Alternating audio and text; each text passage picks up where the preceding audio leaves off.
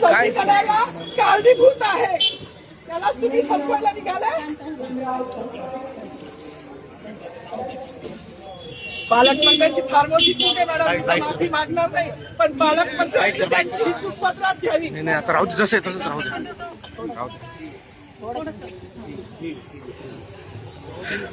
मला मीडियाशी घेणं नाही मॅडम, मला सस्पेंड केलं, मी वाळूचे गाड्या उपसील, मी माती काम करेन, पण बाबासाहेबांची ओळख पुसून येणार नाही. मला सस्पेंड करायचं करू शकता मॅडम, बाबासाहेबाला संपवायचं काम करायचं नाही. 26 जानेवारी 15 ऑगस्ट मध्ये मी नाही मानत, पण लोकशाही मॅडम तुम्ही सुद्धा संविधानामुळे आहात, पालकमंत्री सुद्धा पालकमंत्री संविधानामुळे आहे. कोणताही जाती भेद नाही, सगळी समानता त्यांनी दिली आहे. आमच्या कानातुरात होते बाबासाहेबांचं नाव आता तरी भाषणात येईल, मग तरी भाषणात येईल. ज्या लोक संविधानाला लोकशाहीला कारणीभूत नाही त्यांची नावं वारंवार घेतली गेली, मग जो संविधानाला कारणीभूत आहे तो प्रजासत्ताक दिनाचा जो मानकरी आहे त्याचं नाव भाषणात का नाही. कोणाची गाडी